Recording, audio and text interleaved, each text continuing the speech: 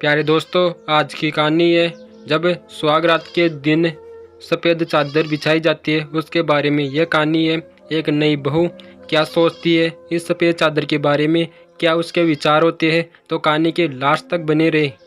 तो प्यारे दोस्तों, सुंदर गुलाब के फूलों वाली नई चादर पर बैठी नवविवाहित आयुषी अपने फ़ोन में कुछ फोटो देख रही थी।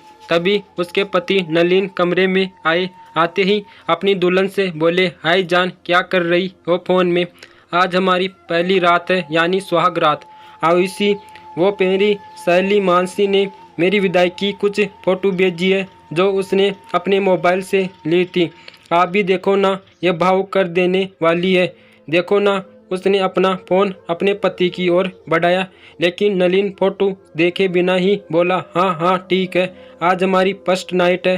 तो वो बादाम वाला दूध तुमने लाकर रखा या नहीं? इसी वो असल में कल रात से मैं ठीक से सोई नहीं थी ना, मेरे सर में दर्द हो रहा था, तो मम्मी जी ने मुझे केटल में कॉफ़ी दी थी, अभी तो मैंने बस वही पी है।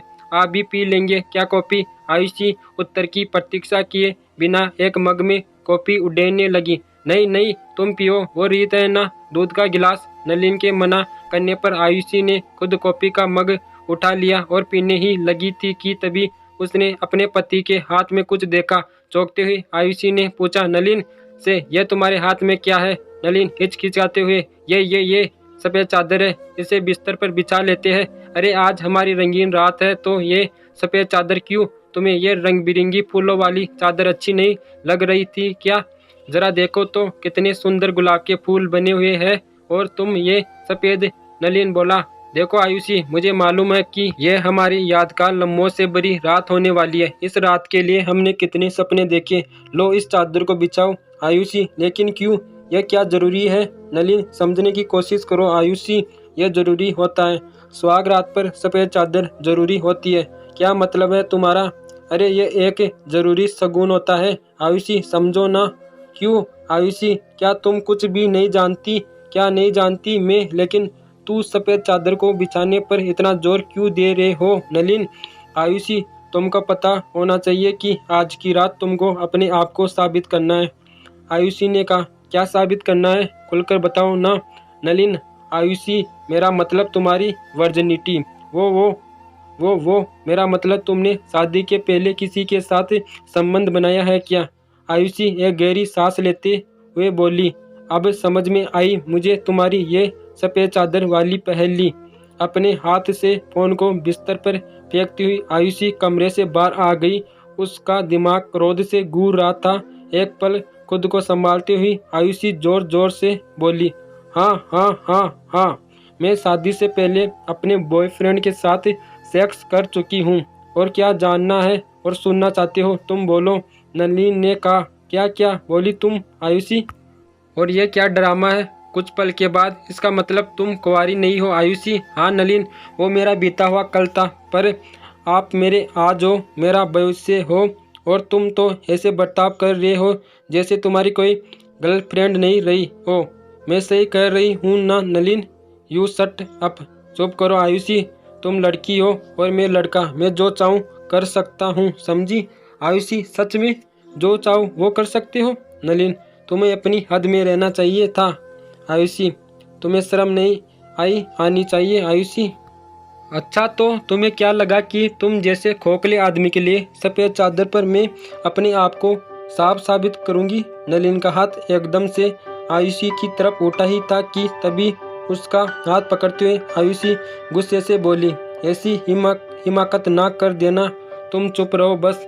इस सारी नोकझोंक के साथ ही आयुषी गुस्से से सराबोर हो उठी, और साथ ही नलिन की बहन और मम्मी भी बाहर निकाल। फिर नलिन की मम्मी बोली, क्या हुआ नलिन, क्या हुआ? पर नलिन चुप रहा। नलिन की बहन बोली, भैया क्या हुआ? कुछ बोल क्यों नहीं रहे हो तुम? मम्मी ने फिर पूछा, क्या हुआ? नलिन की बहन बोली, तुम दोनों झगड़ा क्यों कर रहे थे? यह तो खुशी के पल है, लेकिन यहाँ ये सब क्या हो रहा है? मम्मी बोली, बेटी आयुषी, तुम ही कुछ बताओ कि क्या हुआ है? मम्मी जी, आप तो समाज सेविका है, कई संस्थाओं से जुड़ी हुई है। मुझे तो यह भी बताया गया था कि आपने काफ़ी जन जागरण के कार्य किए। हमारे समाज में व्याप्त बुराइयों को निकाल फेंकने के लिए आप ऐसे कार्यों में बढ़ चढ़कर भाग लेती है। आयुषी ने आगे कहा, अब मम्मी जी जरा ये बताइए कि आज के ज़माने में भी वर्जिनिटी की क्या वैल्यू है। वो बोलती रही, यह आपका पढ़ा लिखा कंप्यूटर इंजीनियर पुत्र जो पिछले 2 महीने से मेरे साथ घूम फिर कर शादी के मंडप में मुझे चूमकर अपने आप को आधुनिक साबित करना चाह रहा है।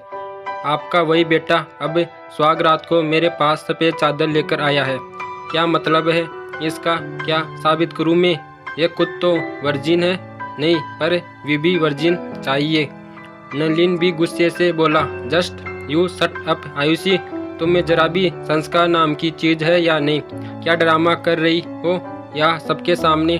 तुम्हें यह नहीं पता कि किससे किस तरह की बात करनी चाहिए? आयुषी, मम्मी हमेशा ऐसा क्यों होता है कि एक लड़की एक औरत को ही इन सब दकियानुसी बातों से गुजरना पड़ता है? पुरुष चाहे कितनी भी बार सेक्स कर ले लेकिन वो 100% पाक साफ रहेगा, परंतु लड़की, हाँ लड़की को तो सुहाग की सेज पर सफ़ेद चादर पर दाग छोड़ना पड़ता है ना मम्मी जी? पुरुष जीवन भर औरत के बदन पर हुकूमत करता है, वह जो चाहे कर सकता है, लेकिन क्या एक लड़की अपनी चाहत एक बार भी पूरी नहीं कर सकती? इतने में नलिन की बहन मीता आयुषी के पास आकर उसके कंधे पर अपना हाथ रखते हुए बोली, आप ठीक कह रही हो भाभी।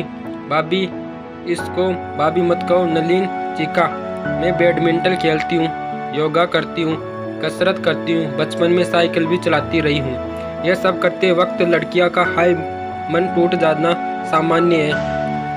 अब जब मेरी शादी होगी तो मैं खुद को सफ़ेद चादर पर कुंवारी साबित नहीं कर पाऊंगी और मेरा पति भी मुझे इसी तरह से बदचलन समझेगा जैसे अभी मेरा अपना भाई मेरी भाभी को समझ रहा है।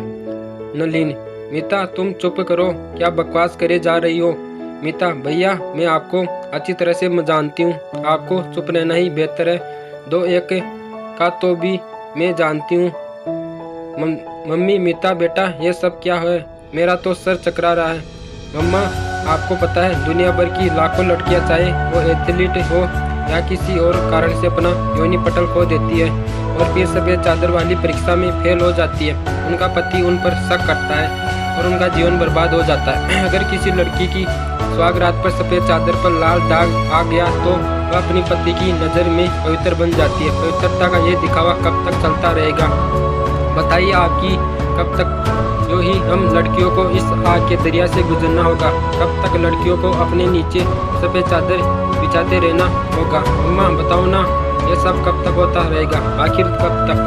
अब आयुषी बोली, असल में पूरी दुनिया में पुरुष नारी को अपना गुलाम समझता रहता है। पुरुष ने कभी नारी की इज्जत करना नहीं सीखा है। पुरुष को तो बस नारी के स्तन की जरूरत है, वो तो बस उसकी मीता। आप सही कह रही हो भाभी। आयुषी, जिस दिन औरत का मर्द के बराबर हक भी मिलने लगेगा तो ये सफ़ेद चादर का सिलसिला भी बंद हो जाएगा।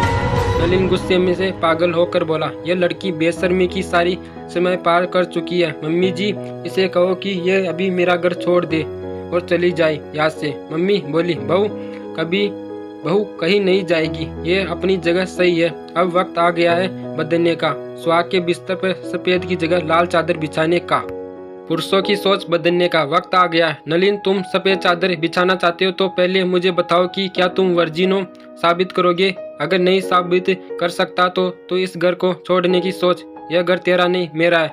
आयुषी को मैं इस घर की लक्ष्मी बनाकर लाई थी। तो प्यारे दोस्तों, यदि आपको यह कहानी अच्छी लगी तो हमारे YouTube चैनल के साथ बने रहे और हमें दीजिए इजाज़त। तो धन्यवाद।